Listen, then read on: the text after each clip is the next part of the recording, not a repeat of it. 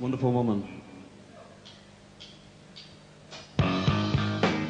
Hear her head she lay until she'd rise and say, I'm starved of milk.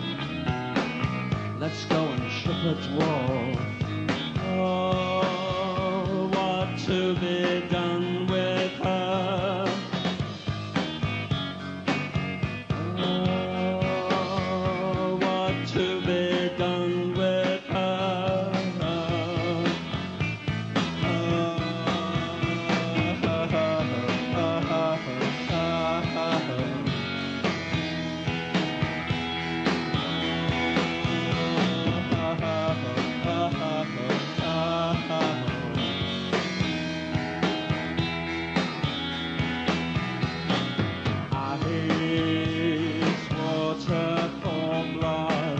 With neither heart or spine, and then just to pass time. Oh, let us go of the blind. What to be done with her? Oh, answer me, what to be done with her?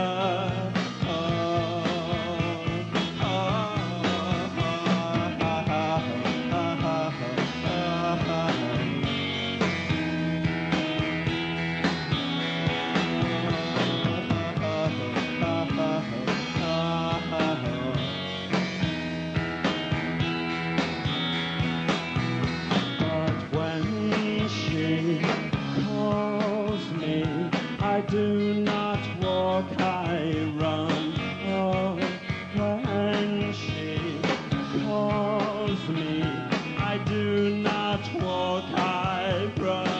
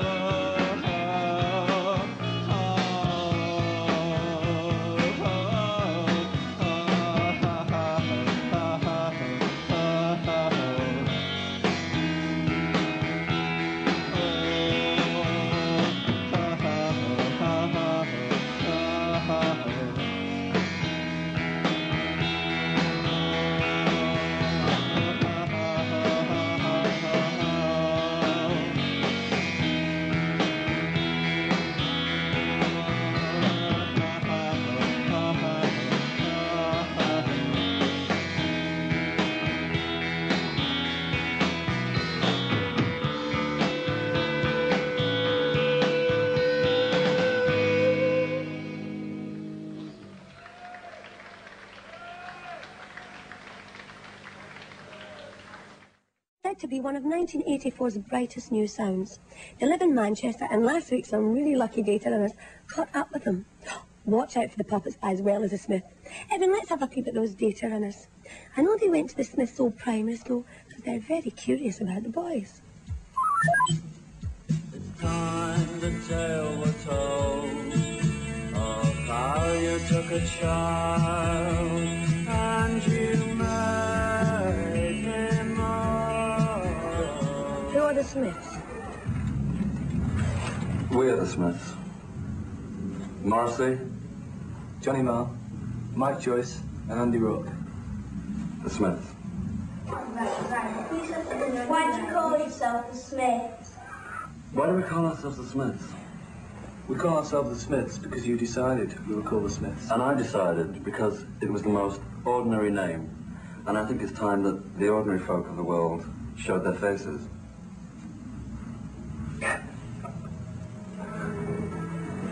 I thought just singing was just such a wonderful outlet. And just to say your own words, it's really quite wonderful.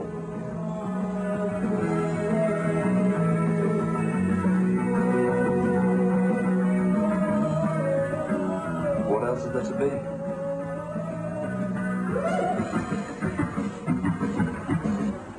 Why do you hold flowers when you sing? Why do I hold flowers? I think flowers are very beautiful things. Very nice and innocent things. They don't harm anybody, they don't burp, and they don't do anything ugly. So why not? It's better, I think, than waving socks about.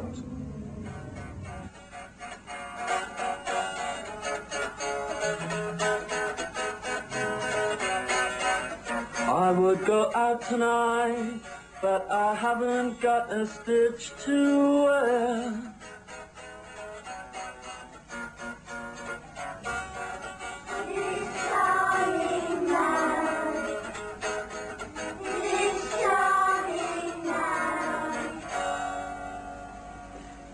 This charming man is about being charming, which so very few people are these days. I think it's nice to instill these words into people's brains, and who knows, it might rub off on a new generation. We don't have to be violent or ugly or arrogant, just be charming.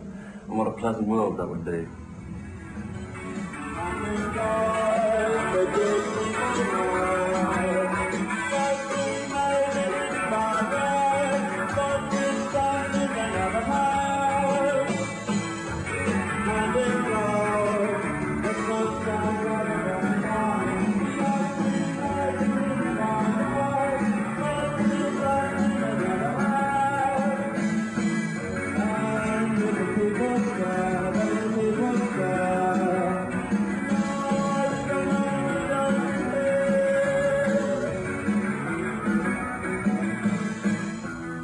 When I was 9, I was an obstreperous little bully, and I never liked school, and I never actually liked children, which made life terribly difficult.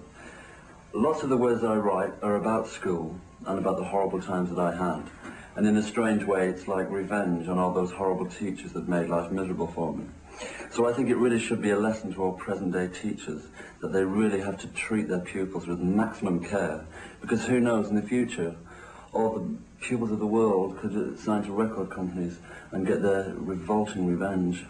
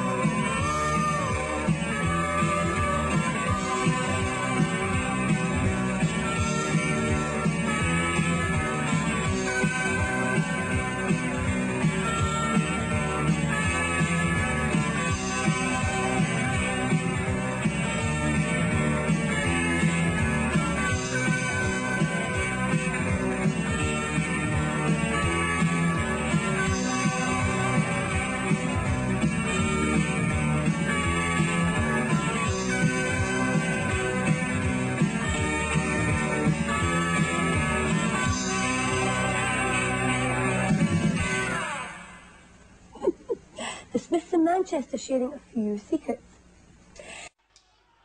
Up on the sand, up on the bay, there is a quick and easy way, you say, before you illustrate, I'd rather stay. I'm not the man you think I am, I'm not the man you think I am.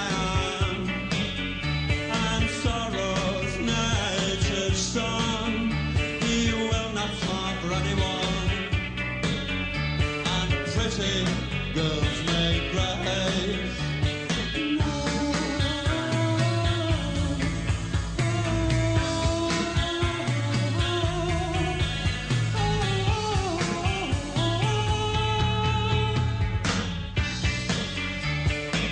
End of the pier, end of the bay, you take my arm and say, give in to lust, give up to lust, oh, heaven knows we'll soon be dust. Oh, I'm not the man you think I am, I'm not the man you think I am. I'm sorrow's native son, he will not write for anyone, and pretty girls need grace.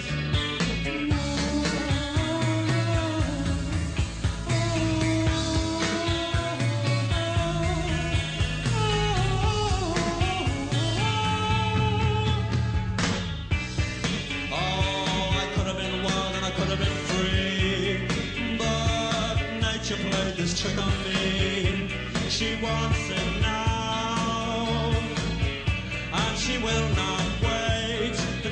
it's too rough and I'm too delicate. Then on the sand, another man, he shakes her hand, a smile lights up her stupid face, and well it would. I lost my faith in womanhood, I lost my faith in womanhood, I lost my faith.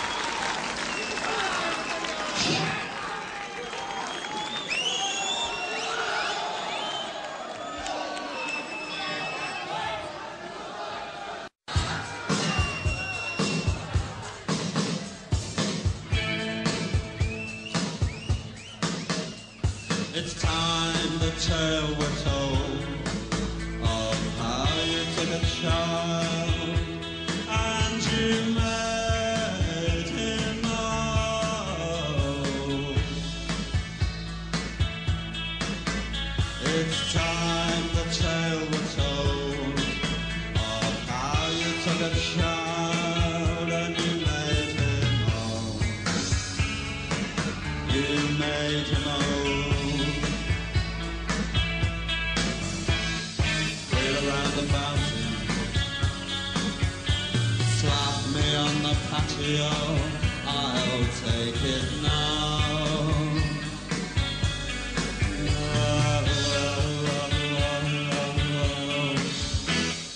15 minutes with you, well, I wouldn't say no. Oh, people said that you were virtually dead, and they were so wrong. 15 minutes with you, oh, I wouldn't say no. Oh, people said that you were easily led, and they were half-blind.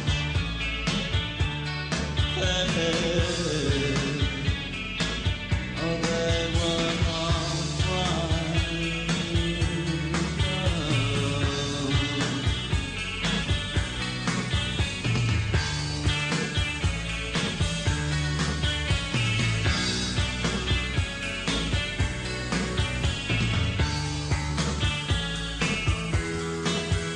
It's time the tale we're told of how you took a child and you made him old.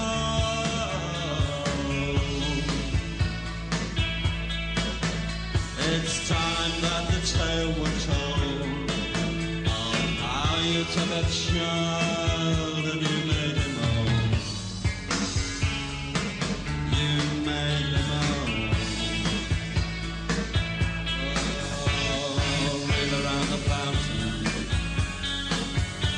Slap me on the patio, I'll take it now.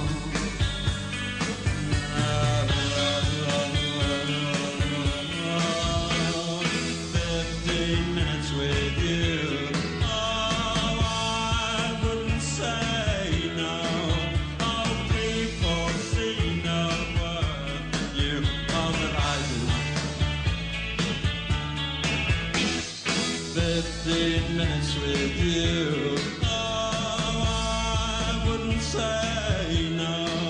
Oh, people see no worth in you, I do.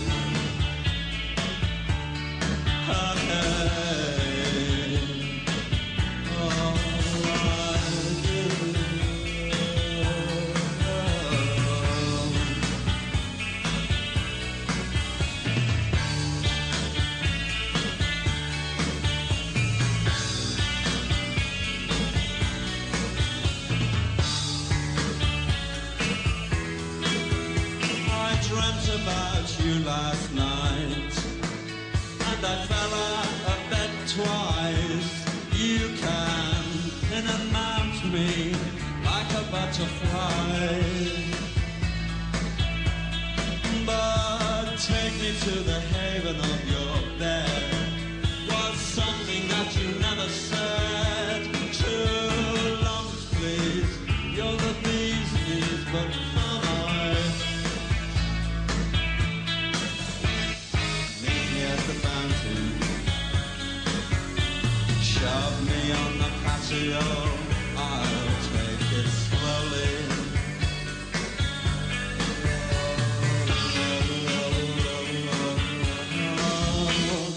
15 minutes with you. Oh, I wouldn't say no. Oh, people see no worth in you. Oh, but I do. 15 minutes with you. Oh, I wouldn't say no. Oh, people see no worth in you. I do.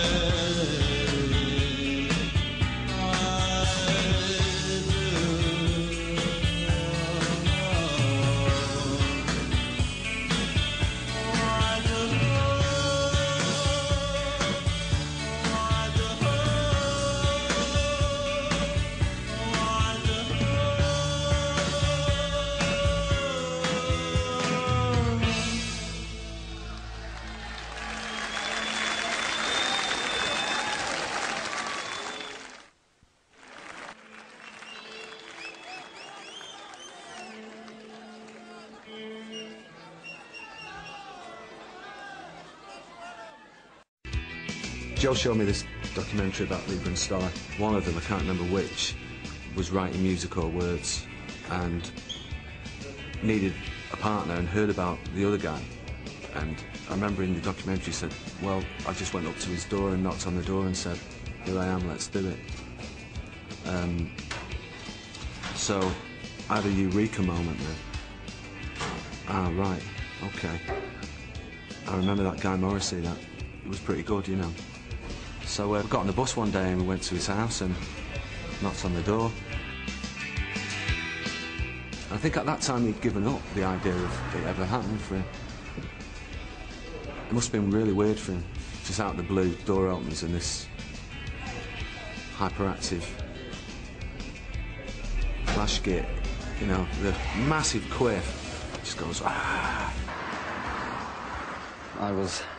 I was discovered, if you like, by Johnny, the guitarist. He just came and unearthed me one day and insisted that we collaborate, and I was just there dying and he rescued me. It's been very nice.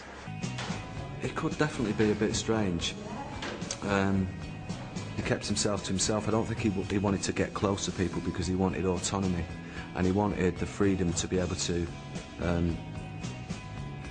break relationships with people and keep it professional. He was different with me than he was with everybody else. I couldn't have given my music to anybody else who appreciated it more, because he just fell in love with it. And that went on all the way through the band, in that, you know, in many ways, you know, he was my biggest fan, really.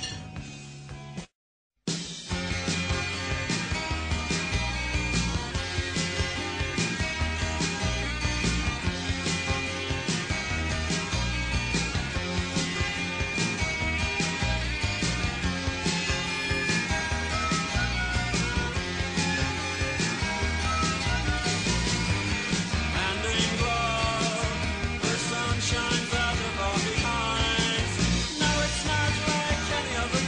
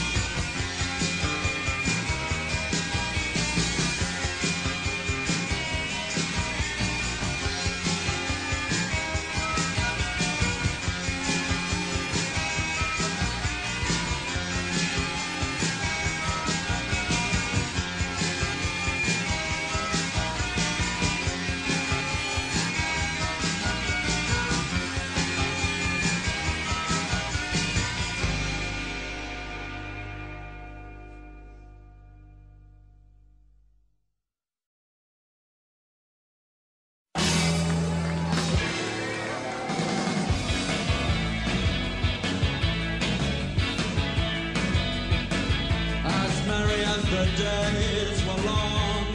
I'm right and you're wrong.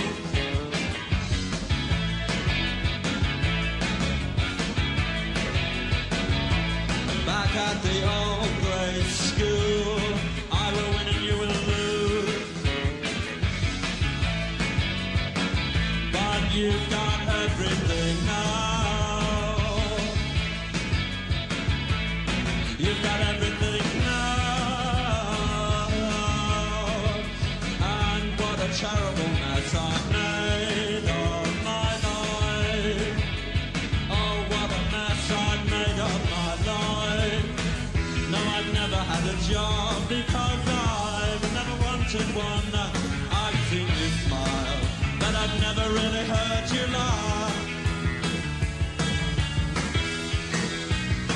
So who is rich and who is poor, I cannot say.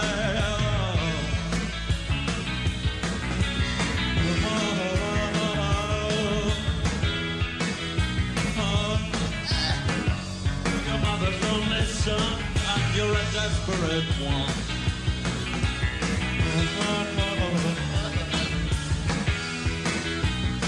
But I don't want to love.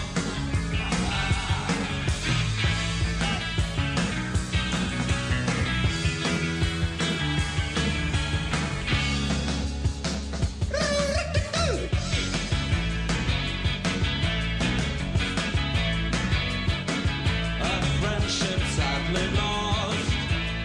Well, this is true, and yet it's false.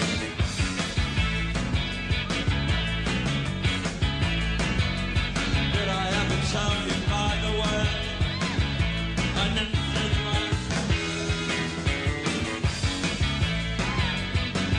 But you've got everything.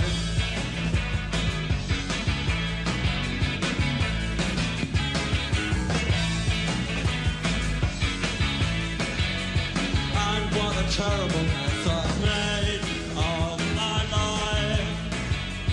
Oh, what a mess I've made of my life. No, I...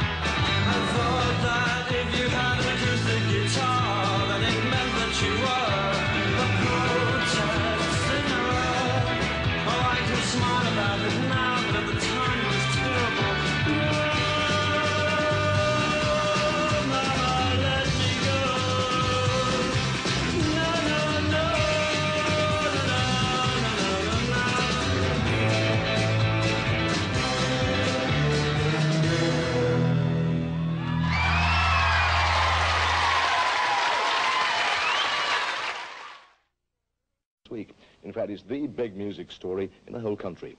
Here's Tony. Here I am, standing on a corner in downtown Chorlton-cum-Hardy, minding my own business, reading this week's NME. And what do I see on the cover? This charming man, Morrissey, whose group, the Smiths, from Manchester, have been voted Group of the Year in the NME poll.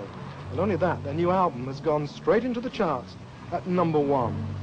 What's it all about? If you haven't yet experienced the Smiths phenomenon, follow me.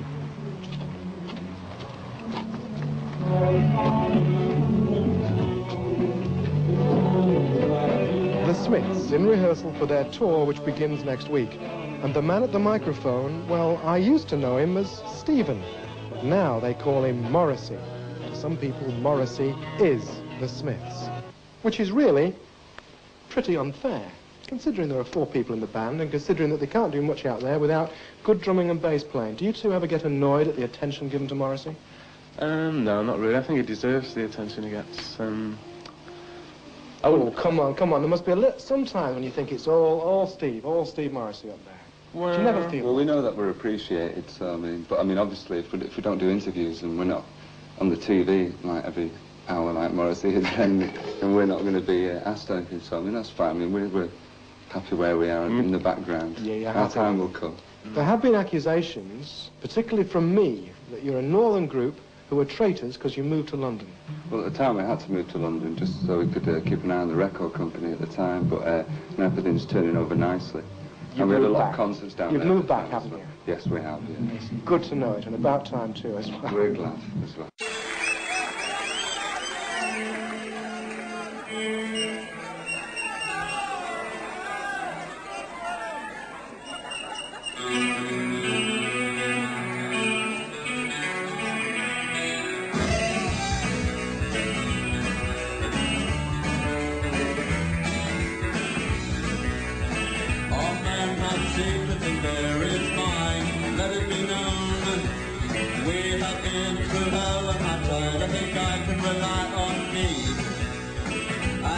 You start to recall heavy words are so lightly thrown, but still I'm leaving from the cover, flying with you. So what difference does it make? So what difference does it make? It makes none, but now you have gone, and you must be looking very old tonight.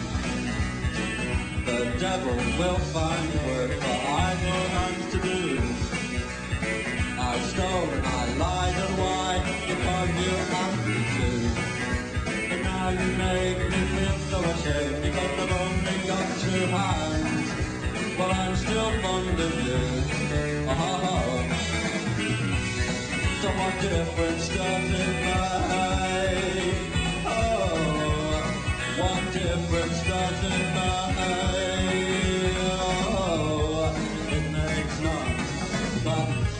You have gone, and your prejudice won't keep you up tonight. Oh, the devil will find work for idle hands to do. I stole and then I lied, just because you asked me to. But now you know the truth about me, you won't see me anymore. Well, I'm still fond of you. Oh. But no more apologies, no more apologies. Oh, I'm too tired, I'm so sick and tired, and I'm feeling very sick and ill today. But I'm still fond of you. Oh.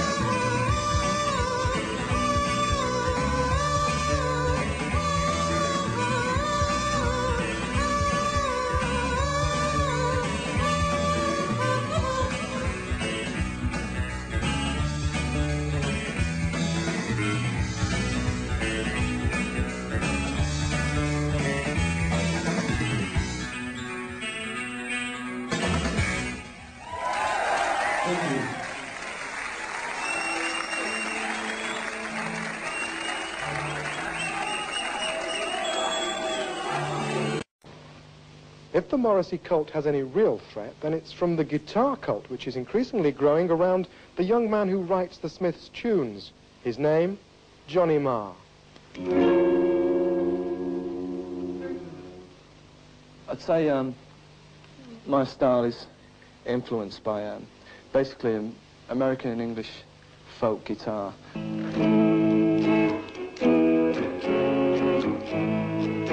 I seem to remember that kind of music, John. That sort of thing, yeah.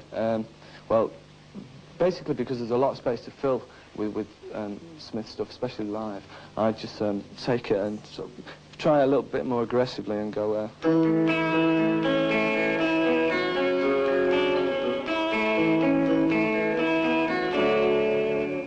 as well as that, there's a bit of the old... There is a Sam Phillips kind of son influence in a lot of what we do. The old rock and roll, such as, yeah, the kind of rockabilly-ish kind of...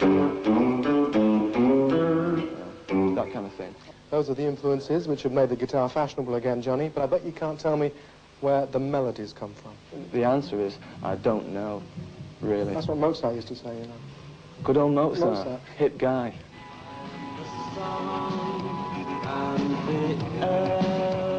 And finally, the man himself. We could talk about art, we could talk about the gladiolis he used to have hanging out of his pocket, but let's instead talk about scandal. Stephen, your career has been dogged in a positive fashion by controversy and scandal. Yes. Let's just talk about the latest one. It's the opening lines on the opening track of the album, isn't it? Yes, yes. Which says what? The first two lines are belligerent ghouls run Manchester schools, which seems to have really upset the Manchester Education Committee. I'm not surprised. Well, why are you not surprised? Well, it seems to be an attack on them. Why are you attacking them? Well, it is an attack on them, in a sense, but I feel that they're there to be attacked, really, if they're not really serving their pupils well. It has to be attacked, surely. I mean, are you saying this from your own personal experience of the education system? Entirely, which I'm sure is absolutely widespread. And I know from the amount of letters that we've received about this track that it means a great deal to people. And the fact, of course, that the LP is in at one means that more people are in favour than against. Maybe it's because they like Johnny Marr's tunes and yes, not it could be. Yes, I'm sure it's several things, but that certainly hasn't hindered us, I must say. I must ask you, what right does the fact that you are a popular and successful pop star give you to comment on political and local matters? I feel that if popular singers don't say these things, who does? We can't have any faith in playwrights anymore. We can't have any faith in film stars. Young people don't care about those things. They're dying arts. And if you say, what right do you have? The implication there, to me, is that, you know, popular music is quite a low art. It should be hidden. It can be there, but let's not say anything terribly important. Let's just, you know, make disco records or whatever. So I really feel that we do have an obligation. And I know that people respect it and they want it, and it's working to great effect. With the ideas you have and the feelings you express, I always wanted to ask you, Stephen, why do you want to be a pop star? Well, many reasons. It doesn't make life worse. That's all that I can say. It's quite interesting. You should try it one day. I'd like to drop my trousers to the world. All the names of slender beams. Each household of clients is like the silence in my town. And if the day came when I felt a natural emotion, I'd get such a shock I'd probably jump in the ocean. And when a train goes by, it's such a sad sound.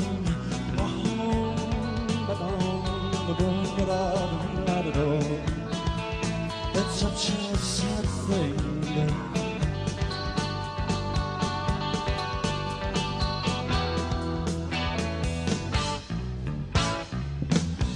To drop my trousers to the Queen. Every sensible child will know what this means. The poor and the needy are selfish and greedy on her turn. And if the day came when I felt a natural emotion, I'd get such a shock I'd probably jump in the ocean. And when a train goes by, it's such a sad sound of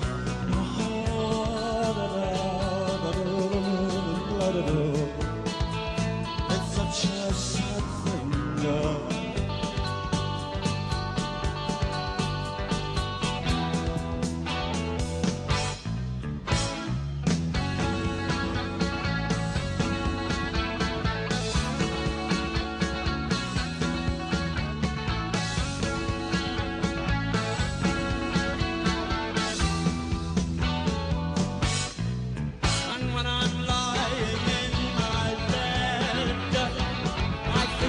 fight when I think about death. And neither one particularly appeals to me. But the day came when I felt naturally no sleep. I get such a shock from the lie in the middle of the street and died.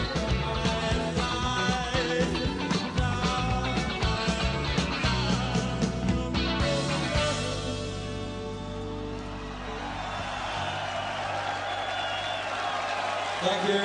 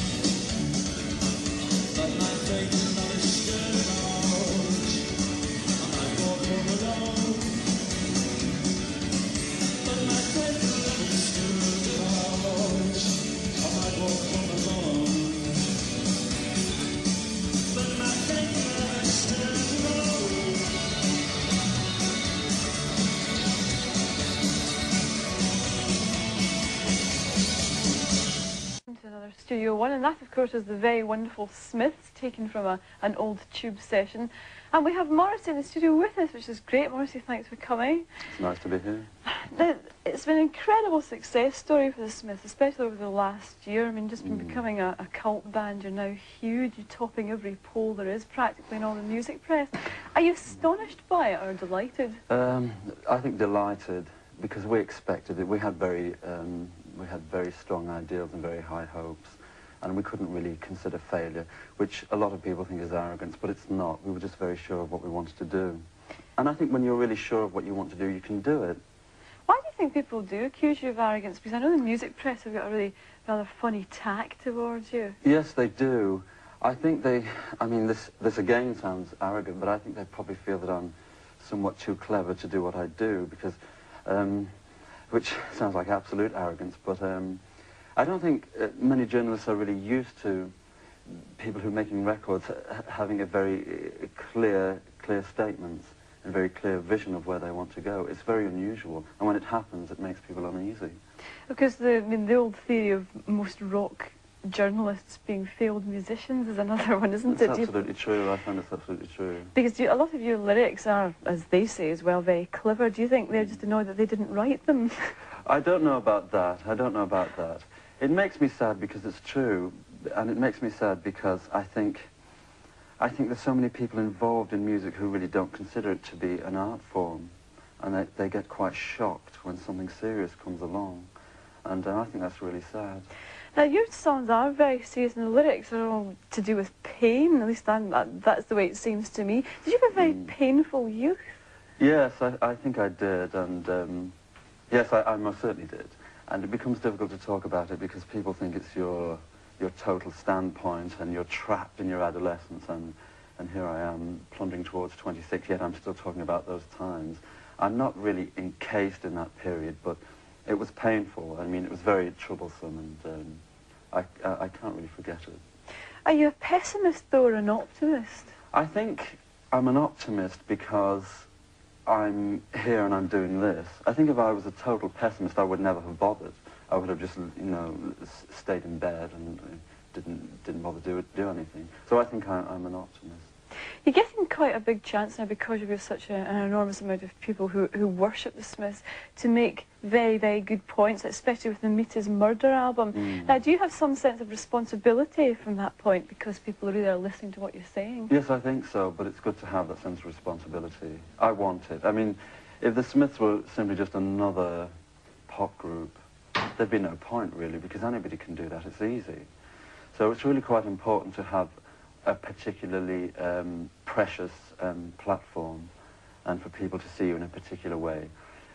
There are problems. We still find it quite difficult to get daytime national airplay because of that reason. But mostly it's quite gratifying. Why did the Meet His Murder thing come about? I mean, I realise you're a vegetarian, have been for some years, but why do you feel the necessity to get on a soapbox lyrically? Well, because this is something which has never been covered, and never been covered certainly in music, or at any rate successfully. And it's something that gets no national attention whatsoever. Everybody's politically aware, there are benefit concerts, there are benefit records, etc. But this is something that people never ever talk about, and I felt that since there were so many people who felt strongly about it, that it really should have its place in music. Right, well, let's have a look at it. This is Meet His Murder.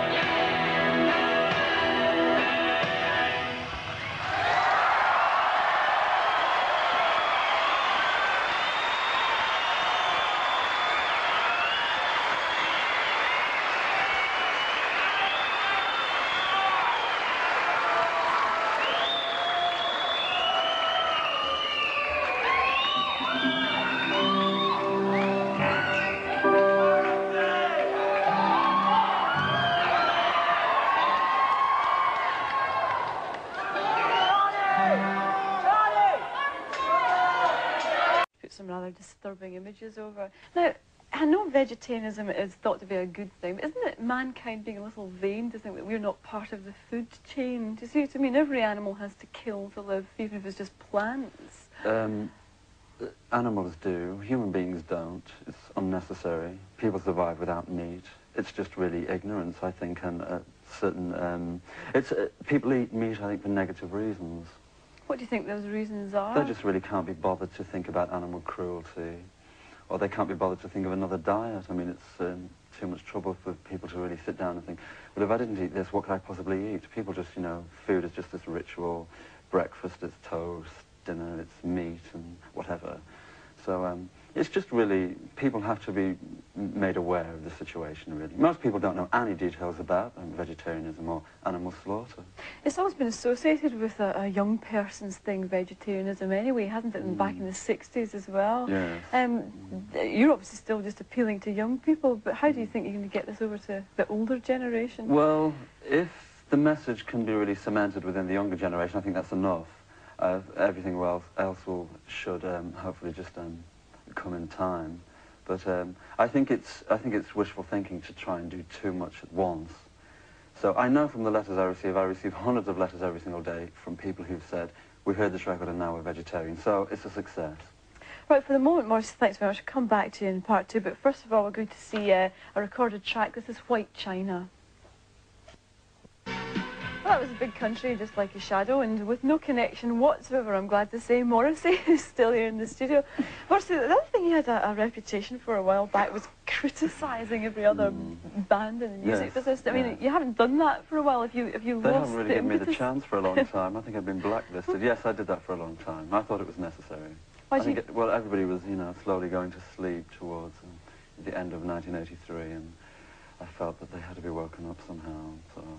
Is it as bad now, do you think? I mean, does it still depress you, things that are happening? I think it's changed, but it's still quite glum, really. The old boy network is as strong as ever, and I think that's boring. What do you mean, the old boy network in the music business? I think we have our clump of people who will always be on television and who manipulate airwaves, etc. Like who? Well, I could name names, but it's proved in the past not to be very practical for me. I tend to meet people in corridors and studios, etc., and they're always taller than me. So. Do you think things are going to change any? Because everyone's waiting for this enormous big sensation. It's going to happen again, like the way Punk did and everything. It hasn't yet, has it? I don't know. I think it's difficult. I think doors are still firmly closed, and I think. I know that because the Smiths found it difficult in several areas, I felt that people were just unwilling to have change. And for instance, the Jesus and Mary Chain single never had one national daily airtime play, so that proves something. Why, do you think they're particularly anarchic? Do you think Jesus and Mary Chain are doing anything new? Well, whether they did or not, they never really had the chance to get their fair share of exposure. And I feel when people say no to new groups, they're really saying yes to Black Lace and the way things always have been. Is that because perhaps they're a little frightened of new things? Well, I think everybody's comfortable in what they do, and why should it really be changed? And, of course, that's a very stale situation. Right, well, let's have another snatch of the Smiths and see, and we'll see things that aren't old-fashioned, and this is really good stuff.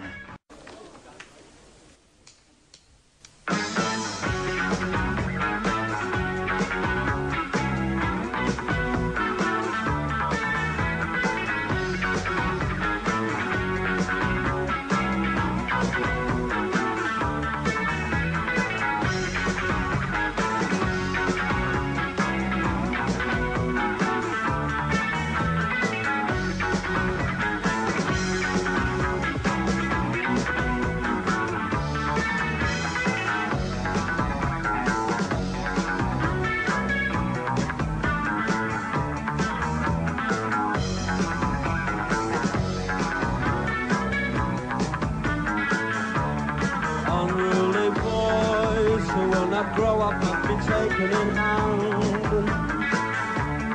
Unruly girls who will not settle down, they must be taken in hand. A crack on the head is what you get for not asking, and a crack on the head is what you get for asking.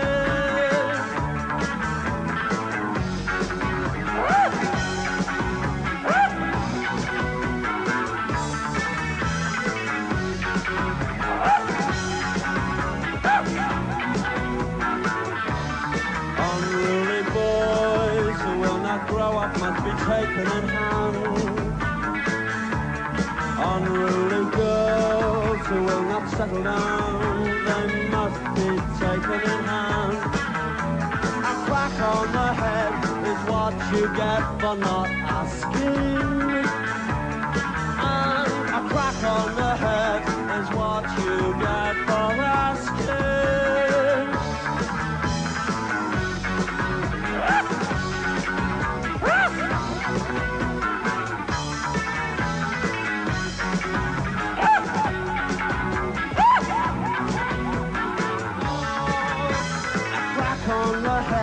Is what you get for not asking, and a crack on the head is what you get for asking.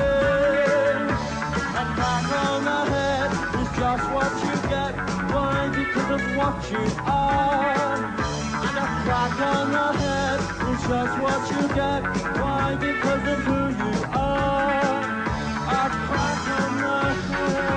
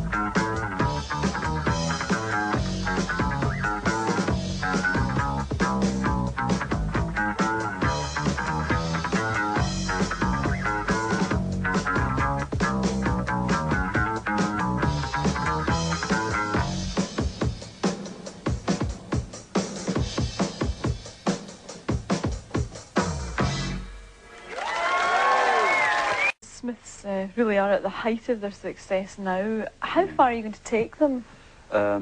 It's difficult. I mean, it gets to the stage where now we simply have to maintain things and prolong things, and that'll, I think, will be the test of our skill. Aren't you really nervous the way that, I mean, a lot of bands who are mega bands now started off much the same way as you were, honest and trying to do something, and then it gets so big and you just become like the Police or something? I don't think so. I think there's lots of groups who are very, very small, yet they have mega group attitudes. So I think it doesn't really matter what status you're at. You either have the attitude or you don't. And we certainly don't have that attitude. Money and success and people badgering you from all sides isn't going to change you, is it? I would think not. We don't really have much money, and we've bypassed opportunities to make a great deal of money. So if we haven't weakened so far, I mean, we've done really well with the bare essentials that we've had, so I think nothing else has to be proven, really.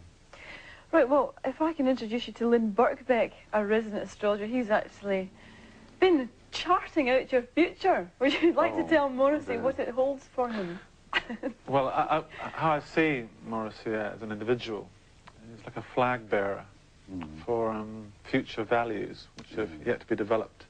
So he has to be a very unbending personality, very inflexible, so he isn't swayed from his course. About you saying earlier on about him being accused of being arrogant, in a way he has to be, because he's putting across a point, and he's naked and exposed in doing so, because you're quite a shy person, aren't you? Very. Yeah. Very. But he has to put himself up front in the lights, you know. And people don't miss that point. They say, look, I'm arrogant, you know, which is like sour grapes, really. But it is so important what he, along with the Smiths, is putting across are these new values. And I think in the next couple of years, you are going to be tried. You are going to be forced to compromise, but you'll have to not compromise. Yet at the same time, maintain the essence of your vision, if you like. You know, I think some of your convictions probably do need reevaluating and adjusting. Oh, is this accurate? Why? I don't know. People tell me this every day. I'm not really sure what they mean. Perhaps we should, you know, get them together and ask them to elaborate. I don't know. I think it's a very subtle thing. I think it's to do with when you sort of get on a hobby horse of changing this and that, right? One has to go into full throttle to prove your point. But there are certain bits that have to be adjusted. Nothing is simply black or white. As a Gemini, you should know that. That you're going to have to adjust a little bit. Okay, well, thank you very much. Was that giving you the direction you're needing in life, then, Morrissey? Yes, it has. No, it hasn't. Okay, thank you both very much.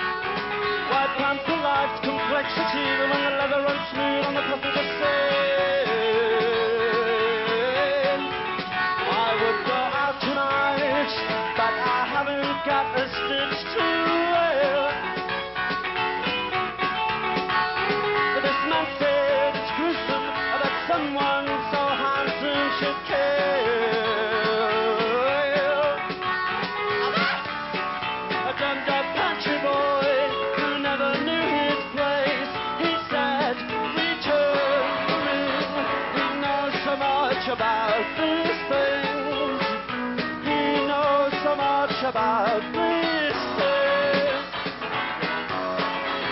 I would go out tonight, but I haven't got a stitch to wear.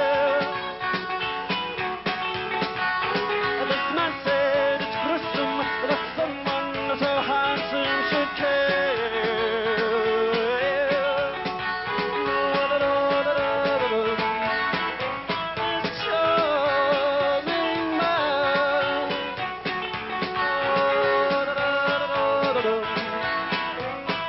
Charming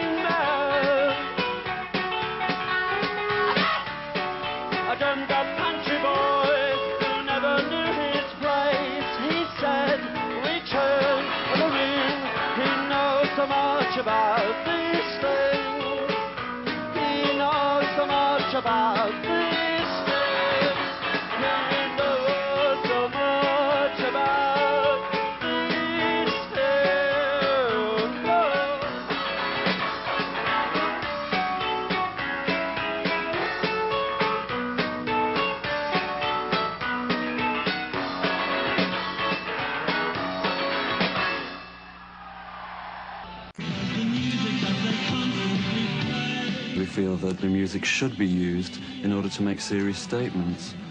Because so many groups sell masses and masses of records and don't raise people's level of consciousness in any direction. And we find that quite sinful, especially in these serious times.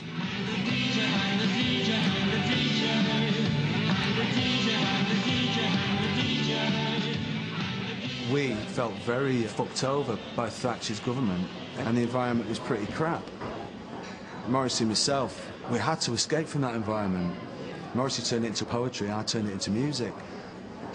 You know, but I was idealistic, and I was in a position where I could just go, you know, this is unfair, this is crap, because of where I came from, really. So pop music gave me a chance to do that, and the Smiths we were going to use that opportunity. Says nothing to me about my life.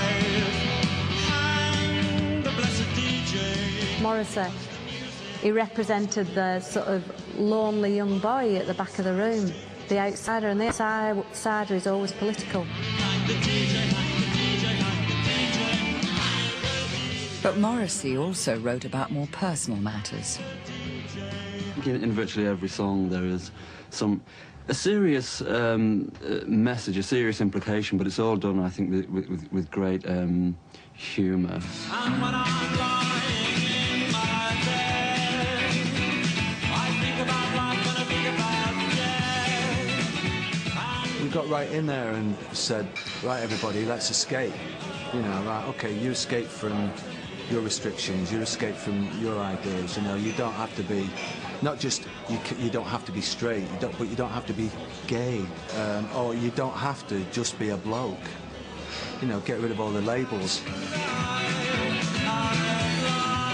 The typical thing is that we made music for people who were disassociated from regular culture, who couldn't get in relationships, who sat in their bedroom saying, I am alone, no, I am so alone. Well, we did, but we also made music for lads who went to the football. We made music for people who worked in shops. I know because I've met them.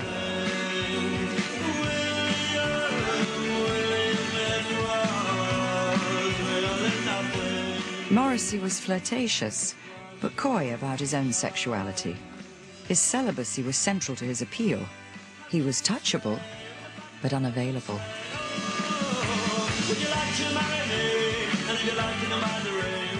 Morrissey aimed to put himself above and beyond ideas that we have about sexuality.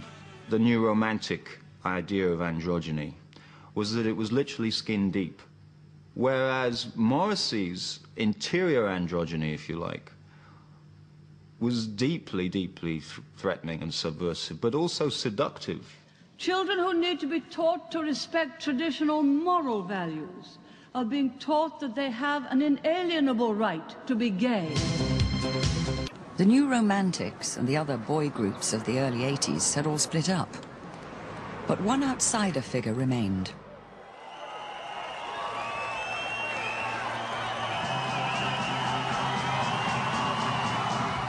As Morrissey launched his solo career, his fans became more obsessive.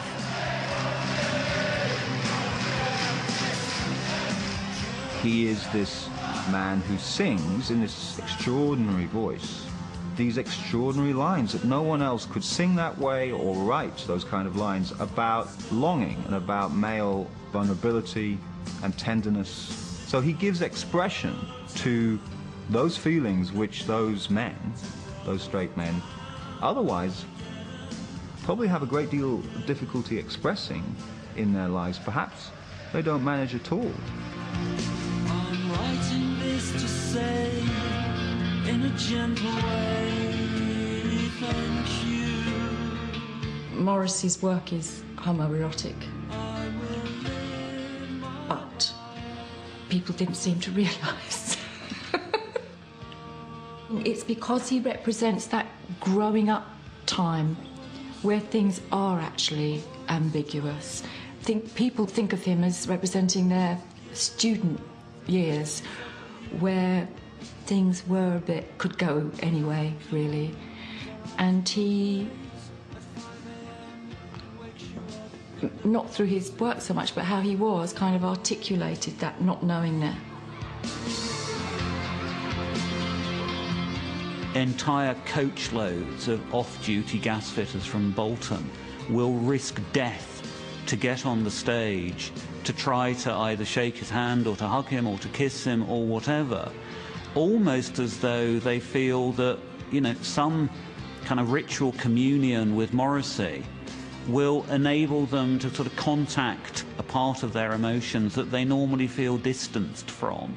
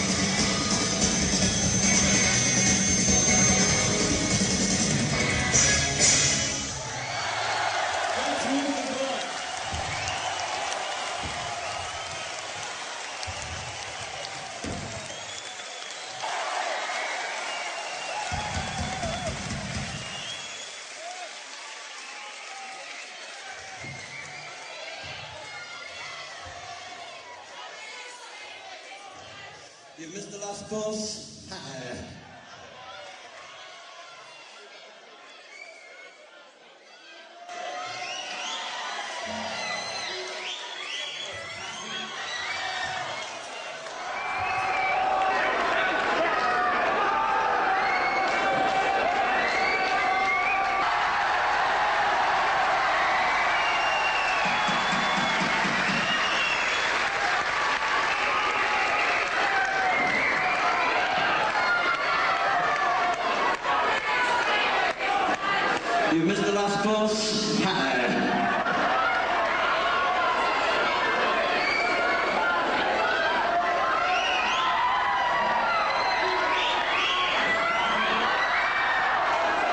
The New Romantics and the other boy groups of the early 80s had all split up.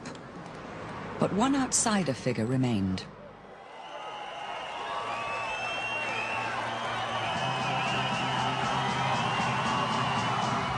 As Morrissey launched his solo career, his fans became more obsessive.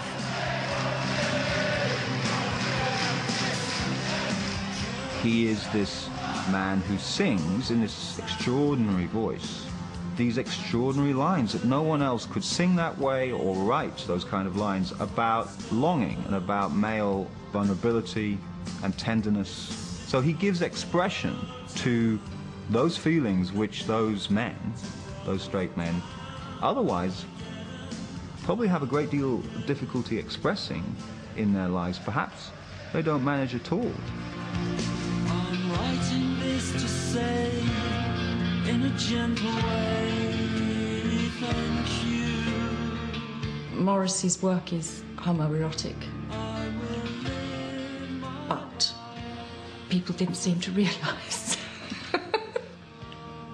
It's because he represents that growing up time where things are actually ambiguous. People think of him as representing their student years where things were a bit, could go anyway, really. And he, not through his work so much, but how he was, kind of articulated that not knowing there. Entire coachloads of off-duty gas fitters from Bolton will risk death to get on the stage to try to either shake his hand or to hug him or to kiss him or whatever, almost as though they feel that, you know, some kind of ritual communion with Morrissey will enable them to sort of contact a part of their emotions that they normally feel distanced from.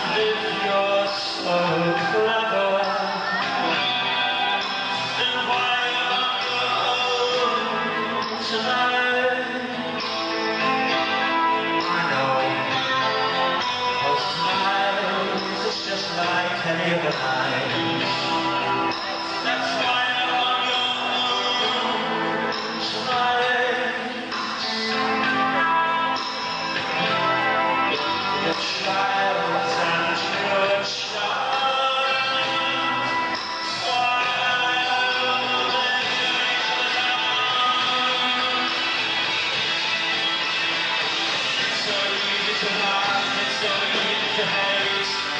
It takes strength to be gentle.